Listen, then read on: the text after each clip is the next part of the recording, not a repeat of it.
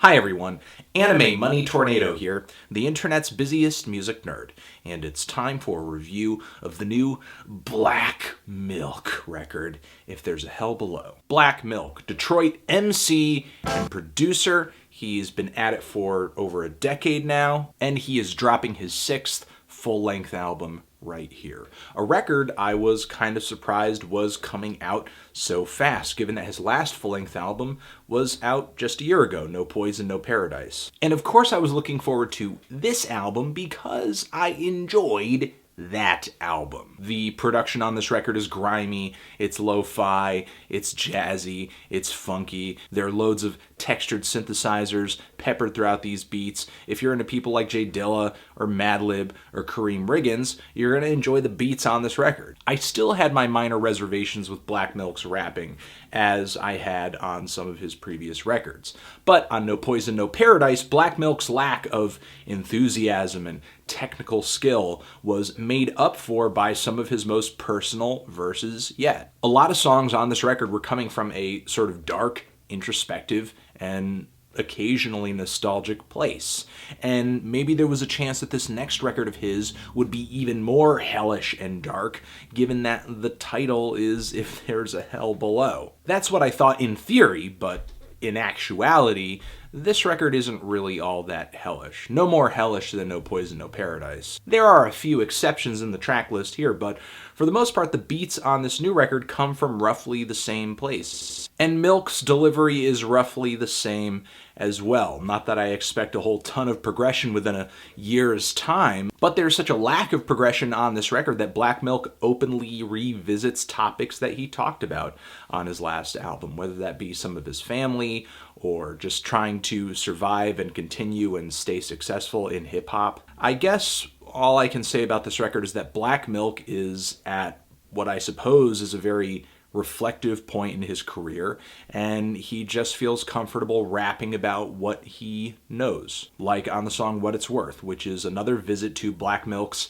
mental hustle in the hip-hop industry, reminding himself of why he does what he does for his fans, for his fams. It's not that exciting, but the determination is admirable. Then there's tracks like Leave the Bones Behind with Blue, and Blue's guest verse isn't bad, but this song is severely underproduced. It's like just a loop from a song used as a beat, which I guess there are fantastic songs that in the past function off of that simplicity, that minimalism, but it doesn't really keep the track interesting here, especially since Black Milk isn't really that electrifying of a rapper to begin with. The song Everyday Was is another nostalgic look into Black Milk's past, with him being in school, kids banging on desks, making beats, causing a ruckus, dropouts, failed rap dreams, and another similarly muddy vocal hook that feel a little cloudy in the same way that the vocals were kind of cloudy on Black Milk's last record. Then we get tracks on here like Scum with Random Acts, which is the trio that Black Milk has made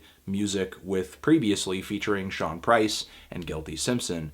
And this song has some decent verses from Guilty and Sean, though I do kind of cringe just a little bit at that, "You rappers is doo-doo." But on top of that, this song doesn't really feel like one song, but rather 3 different songs, because the beat changes up significantly when Guilty enters the picture, when Sean enters the picture, and it's like things shift so much that I don't even feel like I'm listening to the same track anymore. And there are other tracks here that feel similarly disjointed or have like a little weird instrumental interlude tacked on right at the end of the track that doesn't really add anything to the equation. For me, the most fun and interesting track on the entire record, which is also maybe the most unorthodox track for Black Milk, is Detroit's New Dance Show, which has this awesome beat that sounds like, I don't know, the backing instrumental to what would be a dance music competition on like some public access television show where people are just popping and locking and breakdancing. Black Milk has some alright lyrics on this track, but I have to admit I don't really love the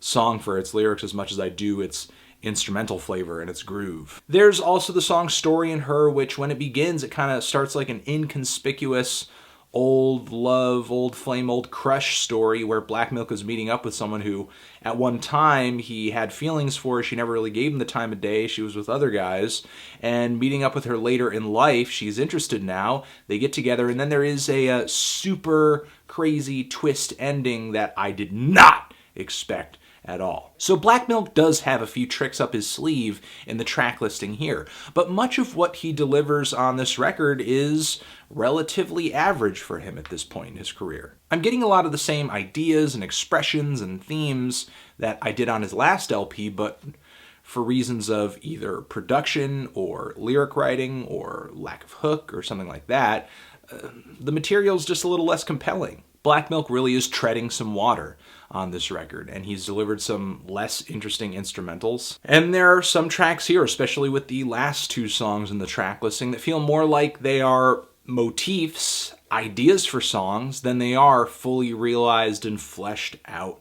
songs.